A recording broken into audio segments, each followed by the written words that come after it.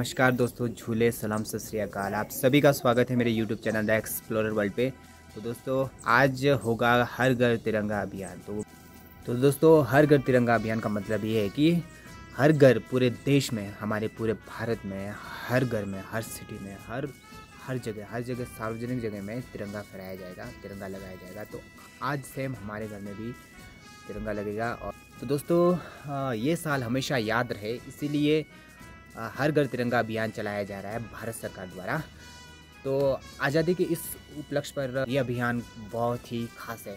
इससे ऐसा होगा कि हर घर तिरंगा लगेगा और सबको याद रहेगा कि 75वीं वर्षगांठ के दौरान भारत के हर घर में तिरंगा फहराया गया था। हर एक नागरिक को ये याद रहेगा। तो इसलिए ये अभियान चलाया जा रहा है और ये अभियान 13 से 15 अगस्त के बीच में चलाया जाएगा। तो दोस्तों अब हम भी हर घर तिरंगा अभियान की शुरुआत करते हैं। एक अच्छी सी जगह में मैं इस तिरंगे को लगाता हूँ, अपने देश के प्यारे से झंडे को अपने प्यारे सी जगह में लगाता हूँ। तो इस ब्लॉग के साथ बने रहना। तो अच्छी सी जगह ढूंढता हूँ, अच्छी सी जगह ही होनी चाहिए क्योंकि हमारे देश का झंडा है। अच्छी सी जगह में लगाना चाहिए, किसी गंदगी वाले स्थान पर बिल्कुल भी मत लगाना।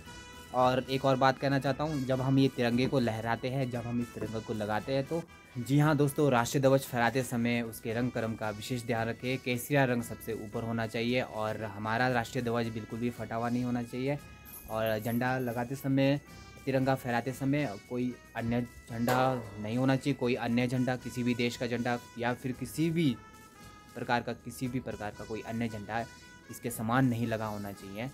सबसे टॉप पे हमारे देश का ही झंडा लगा होना चाहिए। तो लगाऊंगा, एक अच्छी सी जगह में लगाऊंगा ताकि हमारे देश की शान बढ़े, हमारे घर की शान बढ़े, हम सब की शान बढ़े, क्योंकि हमारा देश का झंडा ही सबसे सर्वोपरि है।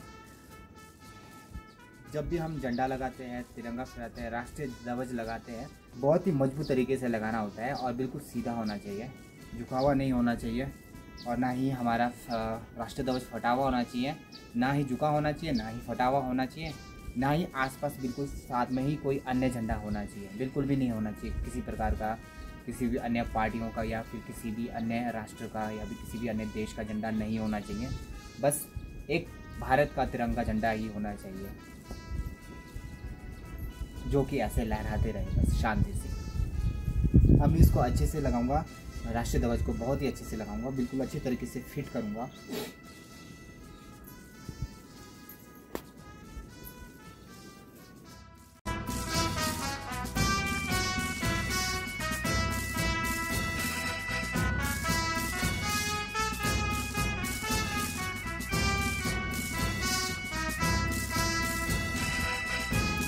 दोस्तों इसी के साथ मैं आज का ये व्लॉग यहीं पे ख़त्म करना चाहता हूँ और साथ ही साथ एक और बात कहना चाहता हूँ कि कुछ भी हो जाए, अपने देश के झंडे को कभी झुकने नहीं देना है। अपने देश के झंडे का, अपने राष्ट्रीय ध्वज का हमेशा सम्मान करना, चाहे कुछ भी हो, चाहे कैसी भी नौबत आए, हमें हमारे देश के झंडे को कभी भी झुकने मत देना।